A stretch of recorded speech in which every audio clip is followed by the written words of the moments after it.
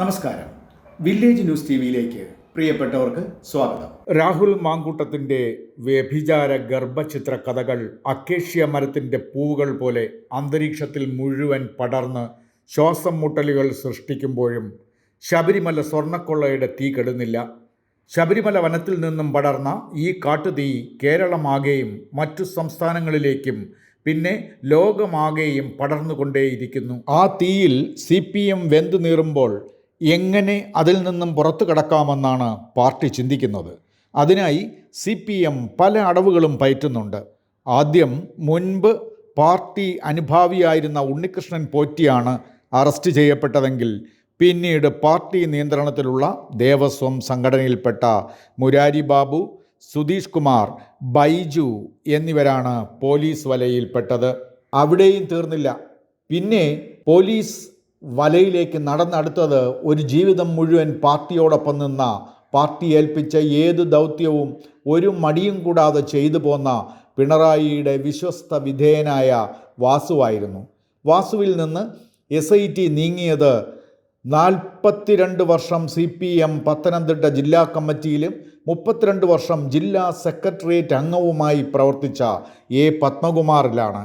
പത്തനംതിട്ടയിലെ CPMൻ്റെ മുഖവും മുഖ്യമന്ത്രി പിണറായി വിജയൻ്റെ വിശ്വസ്തനുമായിരുന്ന A. പത്മകുമാർ അകത്തായപ്പോൾ CPM അക്ഷരാർത്ഥത്തിൽ എലിവില്ലിൽപ്പെട്ട മാതിരിയായിരിക്കുകയാണ്. ഇനി ആരിലേക്കാണ് SITയുടെ ദൃഷ്ടി പതിയുക എന്ന വെപ്രാളത്തിലാണ് പാർട്ടിയും ഭരണവും ഈ തെരഞ്ഞെടുപ്പ് കാലത്ത് തപ്പിത്തടഞ്ഞ് മുന്നോട്ട് നീങ്ങുന്നത്. കോടതിയുടെ നിയന്ത്രണത്തിലുള്ള അന്വേഷണമായതുകൊണ്ട് പാർട്ടിക്കോ ഭരണത്തിനോ കൂടുതൽ കൈകടത്താനുമാകുന്നില്ല.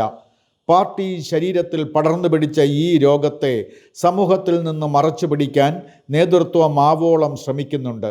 തെരഞ്ഞെടുപ്പിൻ്റെ ചൂട് കടുത്തുകൊണ്ടിരിക്കുമ്പോൾ പോലീസ് അന്വേഷണം മുൻ മന്ത്രി കടകംപള്ളി സുരേന്ദ്രനിലേക്കും ഇപ്പോഴത്തെ ദേവസ്വം മന്ത്രി VN വാസവനിലേക്കും നീങ്ങിയാൽ അത് പാർട്ടിയെ എരുതിയിൽ നിന്ന് വറചട്ടിയിലേക്കായിരിക്കും തള്ളിയിടുകയെന്ന് എല്ലാവർക്കും അറിയാം.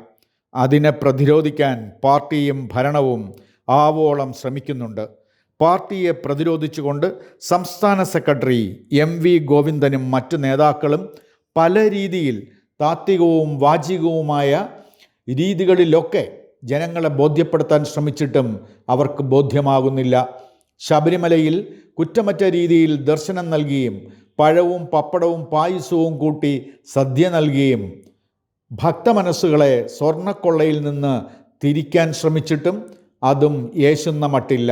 സ്വർണ്ണക്കൊള്ളയിൽ നിന്ന് ജനനോട്ടം തിരിക്കാൻ അതിനെ മറച്ച് രാഹുൽ മാങ്കൂട്ടത്തിൽ എന്ന ചാണകം പുരണ്ട പടുമുഖത്തെ തുണി ഉരിച്ചു നിർത്തിയിട്ടും ഭക്തജനങ്ങളുടെ മനസ്സിനുണ്ടായ മുറിവിനെ ഉണക്കാൻ CPMന് കഴിയുന്നില്ല. അതിന് CPMൻ്റെ സൈബർ വിങ്ങിൻ്റെ പണി ഇരട്ടിക്കുകയാണ്. അവർ സർവ്വ അടവും പയറ്റുകയാണ്. ചന്തങ്ങളും ചമൽക്കാരങ്ങളും രചിച്ച് വാർത്തയെ വഴിതിരിച്ചു വിടാൻ ശ്രമിക്കുന്നു. 1950 ശബരിമല തീപിടുത്തം മുതൽ ഇങ്ങോട്ടുള്ള ചരിത്രങ്ങൾ പറഞ്ഞ് UDF നേതാക്കളെയും ഇതിൽ പെടുത്താൻ ശ്രമിക്കുന്നു. അങ്ങനെയുള്ള ശ്രമത്തിൻ്റെ ഭാഗമാണോ എന്ന് അറിയില്ല. സോണിയാഗാന്ധിയെ വരെ ഇതിൽ പെടുത്താനുള്ള ശ്രമം നടന്നു കാണുന്നു.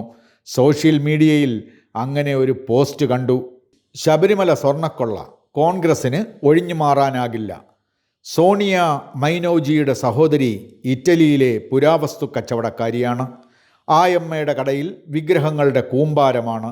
ശബരിമലയിലെ സ്വർണ്ണക്കള്ളൻ ഉണ്ണികൃഷ്ണൻ പോറ്റിയുമായി സോണിയാഗാന്ധിക്ക് എന്താ ബന്ധം?